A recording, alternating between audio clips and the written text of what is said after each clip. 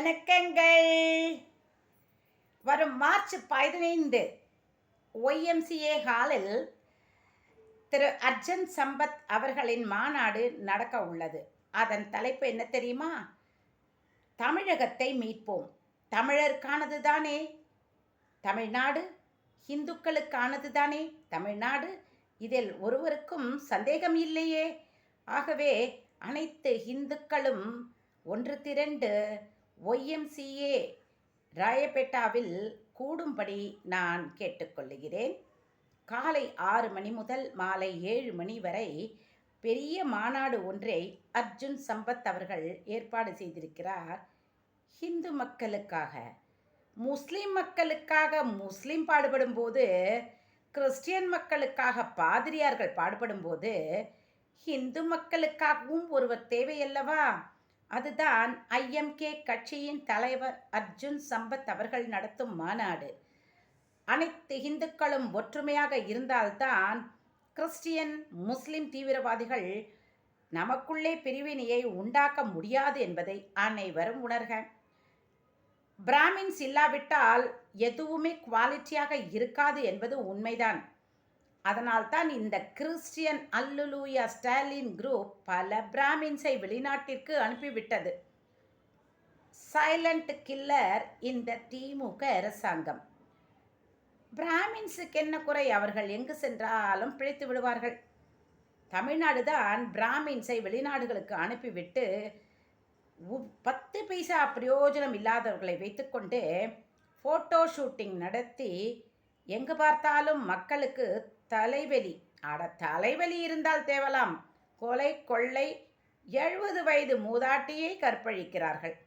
இதற்கெல்லாம் உதயநிதி அவர்களின் போதை பொருள் விற்கும் தலைவன்கள் தான் என்பதை மக்கள் புரிந்து கொண்டார்கள். என்றைக்குத்தான் இந்த குடும்பம் ஜெயிலுக்கு போகப் போகிறதோ என்று மக்கள் சபித்துக்கொண்டே செல்லுகிறார்கள். அனைவரும் ஒன்று கூடி ராயப்பேட்டா ஒய்எம்சிஏவுக்கு வரும்படி மீண்டும் ஒரு முறை நான் ஞாபகப்படுத்துகிறேன். தமிழ்நாட்டை மீட்க இந்துக்கள் ஒன்று சேர வேண்டிய கட்டாயத்திற்கு தள்ளப்படுகிறார்கள். மறவாதீர்கள் மக்களே.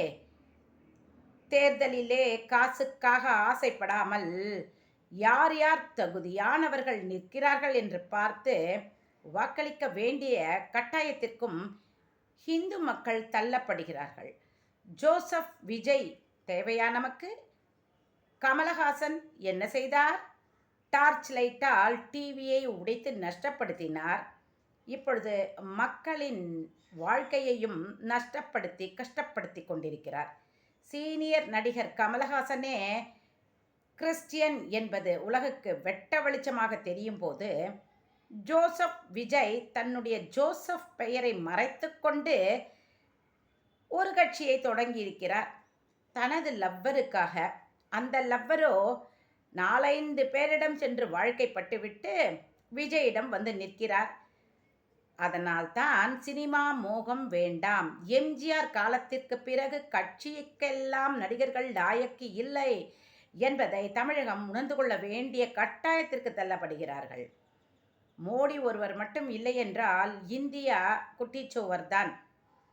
தமிழகத்தை மோதியால் பாடுபட்டு கரை சேர்க்க முடியுமா என்பது தெரியவில்லை. காரணம், இங்கிருக்கும் அல்லேலூயா கும்பலும் அல்லாஹ் கும்பலும் இவர்கள் சேர்ந்து இந்து மக்களை சுரண்டி கொண்டிருக்கிறார்கள். அதற்காகத்தான் மார்ச் 15 அன்று ராயப்பேட்டா ஒய்எம்சிஏ ஹாலுக்கு அனைவரும் சென்று பாருங்கள், உண்மையை புரிந்து கொள்ளுங்கள் என்று நான் இங்கு உங்களுக்கு கூறிக்கொண்டிருக்கிறேன். ஓட்டளிக்கும் பொழுதும் மிகவும் ஜாக்கிரதையாக யார் யார் நிற்கிறார்கள் என்பதை கவனித்து ஓட்டளிக்கவும், சினிமா மோகத்தை விட்டு ஒழிக்கவும் மக்களே. நன்றி, வணக்கம் மக்களே. பாரத அன்னையின் புகழ் ஓங்குக.